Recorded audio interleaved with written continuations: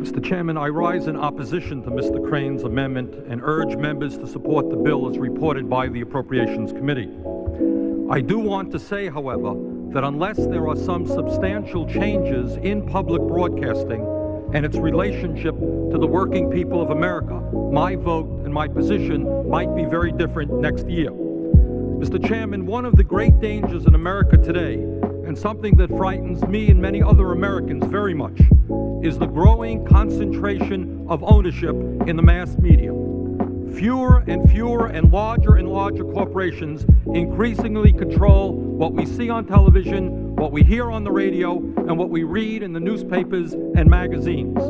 The noted journalist and author Ben Bagdikian has written in his book, The Media Monopoly, that by the turn of the century, a handful of huge multinational corporations will not only control what we see and hear in America, but in fact will be controlling what much of the world sees, hears, and reads. That's a very dangerous trend. Mr. Chairman, it is not an accident that the Rush Limbaughs, the Pat Buchanans, and the G. Gordon Liddies dominate commercial radio talk shows.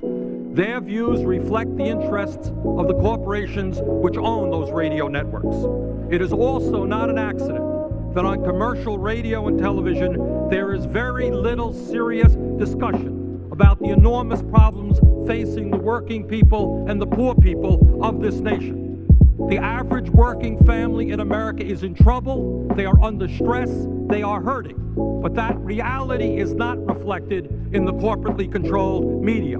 Yes, we do have round-the-clock analysis of the O.J. Simpson case and the Menendez brothers saga and the Bobbitt family adventures and the Tanya Harding and Nancy Kerrigan adventure. Yes, we have in-depth analyses of why the Houston Rockets were able to defeat the New York Knickerbockers and why the Washington Redskins did not do so well this last season. Yes, the airwaves are filled with violence and blood in 30-second commercials, which are having an extremely negative impact on the cognitive abilities of the young kids of America. But somehow, just somehow, there is virtually no programming which explains to the American people why the standard of living of American workers has gone from first place in the world 20 years ago to 13th place today. Somehow, we don't have programming which deals with that. Somehow, there is very little discussion or portrayal on television about the growing gap between the rich and the poor in America. I guess we just don't have time on TV for that. Or about the fact that the wealthiest 1% of our population owns more wealth than the bottom 90%. Or about how multinational corporations are moving to the third world and are hiring workers of 15, 20 cents an hour while they're throwing American workers out on the street. I guess that's just not interesting enough to put on our TV airwaves. Should we be surprised that General Electric's NBC or the corporations that own the other networks don't focus very much on these issues? Well, I'm not surprised, and I think the average American is not surprised. Mr. Chairman, the reason that public broadcasting was established and why taxpayers are contributing to public television and radio is that it is supposed to offer an alternative point of view to that offered by the corporately owned networks. It is supposed to give a voice to those who have no voice. It is supposed to be able to deal with controversy without being afraid of offending corporate sponsors. That's the reason that it exists.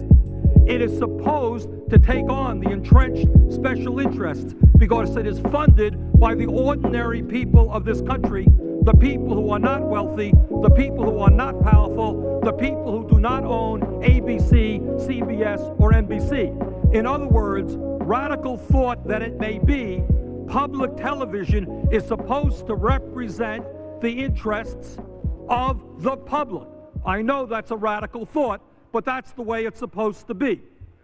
Sadly, despite what its original mandate was, despite the fact that there is some excellent programming on public television, some very fine children's programming on public television, despite all of that, very few people can argue that public television has fulfilled its original mandate. In fact, year after year, it appears that public television is more and more coming to resemble commercial television. Mr. Chairman, I do not object that there are 3 regularly scheduled business shows on PBS. I would ask for 2 more minutes.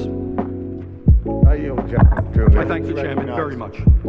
Mr. Chairman, I do not object that there are 3 regularly scheduled business shows on PBS: Wall Street Week, The Nightly Business Report, and Adam Smith's Money World. I have no problem with those programs.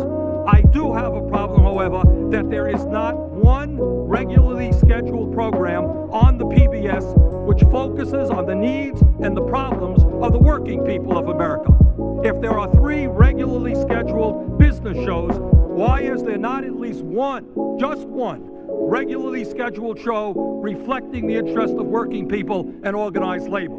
I do not object that 3 weekly public affairs shows on the PBS stations are hosted by individuals who have been associated with the National Review, a leading right-wing magazine. William Buckley's Firing Line, John McLaughlin's McLaughlin Group, and McLaughlin's One-on-One. I do not object to these shows, but I do object that there is not one weekly PBS show which is hosted by a journalist from a labor or a progressive point of view. Our side also has articulate, well-informed journalists and commentators who are capable of presenting interesting and informative television, and that point of view has a right to be heard. Mr.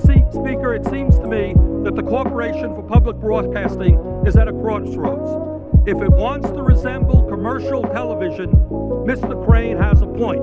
If it wants to resemble commercial television, if it wants to go out and hunt for more and more corporate money, then maybe we should say once and for all that it should become a private entity which competes in the marketplace with the corporate media. Mr. Crane does have a point, but I don't think that's what it should be.